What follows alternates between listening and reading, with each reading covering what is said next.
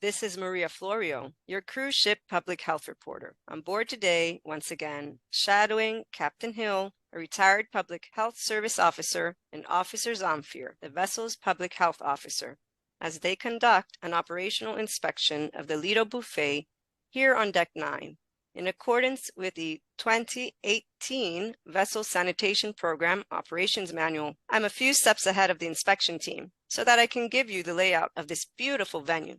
Here we are inside the big sliding entry door, and it's breakfast time. From here, I see two large buffet lines of what appear to be hot foods and two smaller lines of cold foods. I see several hot and cold beverage stations and pastry displays. Oh, and I see guests lined up at two omelet and one carving station in the distance. It's very busy up here this time of day. I see guests using tongs to help themselves at the buffets, protected by sneeze guards throughout, and the staff look immaculate with their clean uniforms and caps, replenishing food from the Lido galley and bussing tables. Everything is so neat and tidy. Guests are enjoying their cruise, taking in the gorgeous ocean view through the large glass windows. Here comes the team now. Let's listen in as they conduct their inspection. Officer Zamfir, I understand you just went through a major dry dock and completely renovated the dining area of the Lido Buffet. Tell me about that. Certainly, Captain Hill.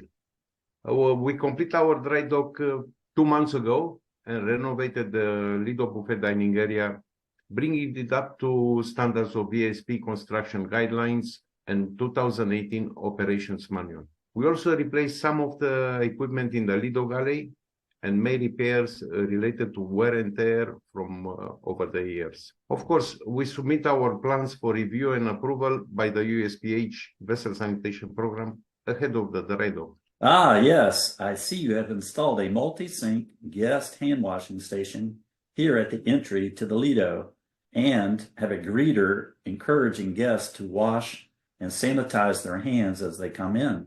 As you know, all new buildings and major renovations require hand washing stations for guests at the entry of self-service food stations. I see guests are really doing a good job washing their hands. Captain Hill, would you like to begin your inspection here in the front of the house, or would you like to go back to the Lido galley first? Well, let's wash our hands and take a walkabout so I can see what is going on out here, and then work our way back to the Lido galley and warewashing area. Certainly, Captain Hill. I have an engineer with us. If you need any access to any technical spaces, or if there is something we need to correct on site. I'm seeing these little yellow stickers on the signage for the different potentially hazardous foods at the coffee station we just passed, and now here on the buffet for hot potentially hazardous foods. Tell me, are you using temperature or time as a public health control?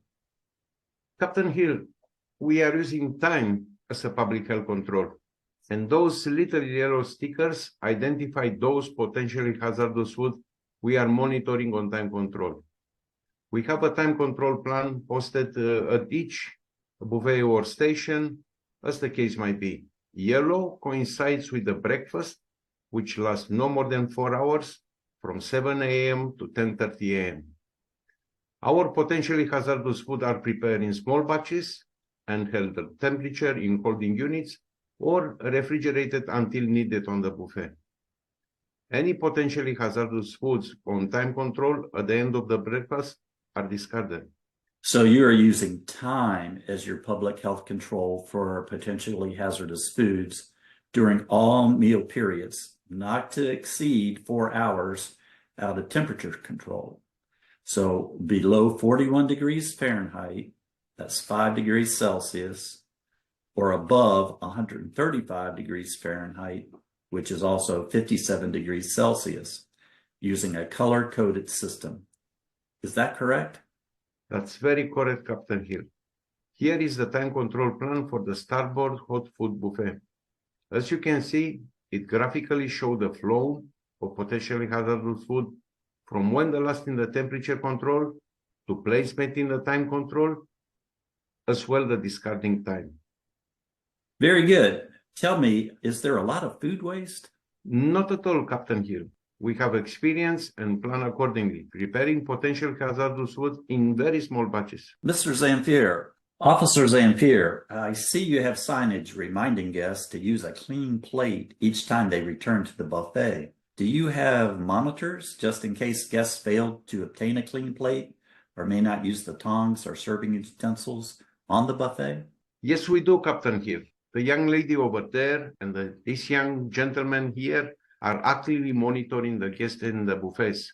They are positioning serving utensils under the sneeze guards, also advising other staff when bring refills. They have been trained to gently remind and assist guests to obtain clean plates when they are serving utensils to take the food from the buffet. Very good. And I see staff washing their hands at the hand washing sinks behind the buffets you installed during dry dock.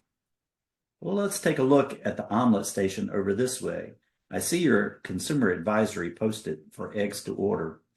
That's good for informing guests to prefer undercooked eggs of the increased risk of foodborne illness associated with raw or undercooked eggs. Tell me about your omelets.